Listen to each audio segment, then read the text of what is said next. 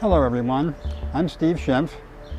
And I'm Carol, and I just want to remind you that Steve is a board-certified infectious disease doctor and has practiced both control of viruses and bacteria over his long career.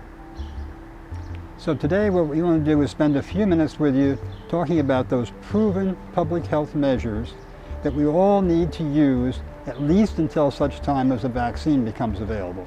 So what are they? They're pretty simple and straightforward.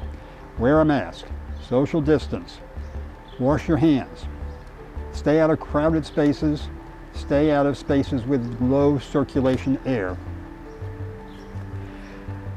So wear your mask when you leave home for whatever reason you're going out. Just wear a mask, just make it part of who you are. And you might even want to make it a fashion statement, like Steve has here with an orange polka dot mask and a striped orange shirt. It was made by our grandson's preschool teacher, and it's perfect for him. So wear a mask at home if you have a visitor. Wear a mask in your neighbor's home if you go into their home, and also social distance. So wearing a mask is absolutely critical. You do it all the time if you're out of your home, or if you're in your home or someone else's home with another person.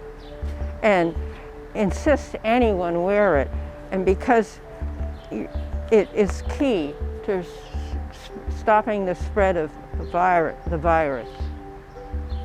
So what we know now, didn't know before, is that perhaps not only most people, maybe even as many as 90% of people with coronavirus infection are totally asymptomatic. They feel fine.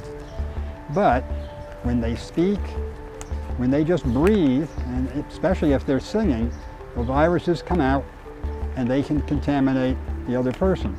So wearing the mask is essential.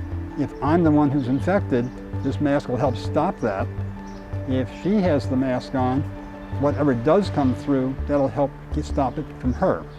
And if it's someone you know, you don't assume that they don't have the virus.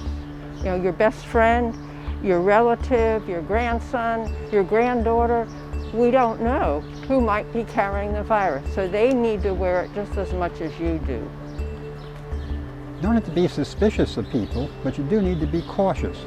Right here and now, our two videographers are about 10, 12 feet away, but they have masks on, we have masks on. And we have good air circulation too, but we'll more about that later. But you're doing it not just for yourself wearing your mask, you're doing it for your friends, your neighbors, your community, everyone around. It's really critical to do right now. So the next is social distancing. Again, it's a few simple rules, not much to it. You want to be 6 feet apart. We are here, not. Take the yardstick. Take the yardstick. There's 3 feet. So. And then I'm going to take the yardstick, and you can see, and here's that yardstick and him. So that's 6 feet. We can measure it out on this Best by Many measure yardstick. But it's a yardstick, and now you know, and I have it in my armpit. That's what 6 feet looks like. So our two chairs here are about 6 feet apart. This table looks like a long table, but it's not 6 feet. So yeah, it goes there, and 6 feet from here brings you way over to here. So it's a little risky if you have a friend over to have a meal or something with you, or even just to visit. 6 feet is a long distance. And if you count the ceiling tiles that are the standard 2 foot by 2 foot, you know, you need 3 of those tiles to give 6 feet. And you can look at any ceiling and count tiles if you're not sure. So when are you going to do social distancing? Well, when you're out, when you're with another person. And again, as Carol said before, it doesn't matter if that person is your best friend, your relative. We don't know who else might be infected. You don't know if I might be infected. So everybody has to social distance when you're out. And likewise, if they come to your home, you need to social distance at home. And stay away from spaces with limited air exchanges. That's one of the reasons we're doing our recording outside. We know the air exchange here is very good. The studio on campus is probably fine, but we're just more comfortable doing it outside. And you want to avoid crowded spaces. Well, an elevator is a crowded space if a lot of people are on it. So you want to be careful of that. And you don't have to rush. If you're not in a hurry, you can wait for the next elevator with no one on it. So, ponder what you do. Remember that outside is safer than inside. So if you're going out for a walk, have your mask. If you're all alone, you don't have to have your mask up.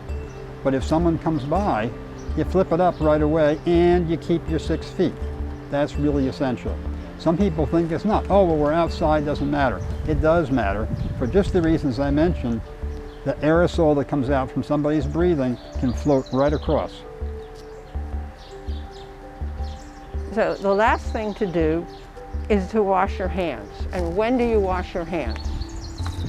Well, go ahead. When you first get home. You've been out, you don't know what you've touched, you don't know what might have a mask on. Like Tom has given me a microphone to wear. When we're done this recording, I'm going to go inside and wash my hands. I'm pretty sure that microphone is very clean, but I don't want to take the chance. So that's it, folks. Those are the simple rules. Wear a mask, social distance, wash your hands, stay out of crowded spaces, stay out of spaces where the air circulation is minimal. Remember those few things, and we can prevent this disease. Be safe, stay healthy, and avoid getting the virus using these techniques. And remember also that it's not just for you, it's for you. It's for each of us. We're part of a community. We have to take care and think about each other. Well, that's really essential. Someday we'll have a vaccine, we'll be able to let these things down, but we can't stop now. And it's going to be a long time. Let's just face it, it's going to be a long time before we can take these masks off. Again, do it for your community, your neighbors, your relatives, and your friends.